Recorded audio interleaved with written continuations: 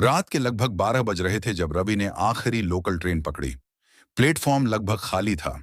सिर्फ 2-3 लोग ऊँघते हुए बैठे थे।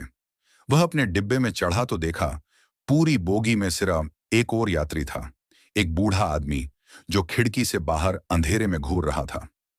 रवि को यह अजीब जरूर लगा, पर वह थक चुका था। वह खिड़की वाली सीट पर बैठ गया और बैग गोद में रख लिया। ट्रेन धीरे धीरे चल पड़ी। पहले पहल सब सामान्य ही था, पटरी की टकटक और हवा की हल्की ठंड। पर कुछ ही मिनटों बाद रवि ने नोटिस किया कि ट्रेन की स्पीड बहुत कम थी। इस रूट पर ट्रेन हमेशा तेज चलती है। उसने घड़ी देखी। रात के 12 बजकर 15 मिनट हो चुके थे। तभी उसने बोझिल सी आवाज सुनी, जैसे कोई अगले डिब्बे से जोर से चलकर आ रहा हो।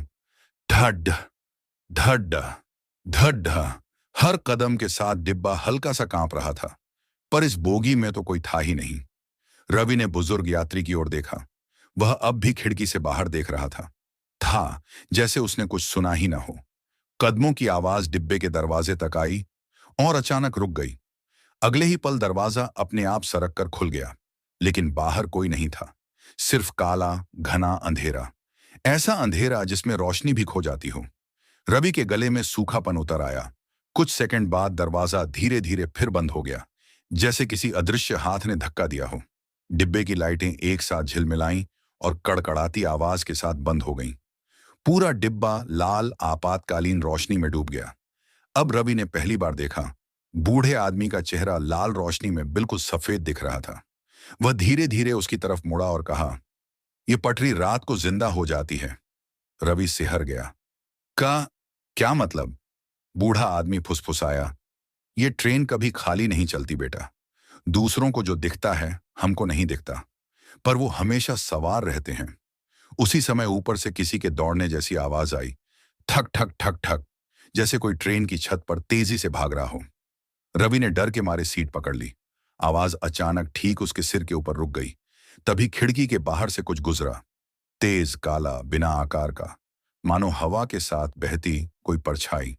रवि ने झट से आंखें बंद कर ली। बूढ़ा आदमी बोला, गलती मत करना बेटा, बाहर मत देखना। जो एक बार देख लेता है वो वहीं रह जाता है, हमेशा के लिए। ट्रेन की रफ्तार अचानक बढ़ गई, इतनी कि रवि सीट पर दब सा गया। पटरियों की आवाज बेहद तेज हो गई। हवा डिब्बे में हू हू कर चीख रही थी। और फिर ट्रेन अचानक झटके से रुकी। दरवाजे खुल गए। प्लेटफॉर्म सुनसान था। बूढ़ा आदमी खड़ा हुआ। तू उतर जा, यहां जितनी देर रहेगा उतना मुश्किल। रवि ने कांपते हुए बैग उठाया और बाहर आ गया। जैसे ही वह उतरा, ट्रेन फिर चल पड़ी, लेकिन उसने देखा कि बुजुर्ग यात्री अंदर नहीं था।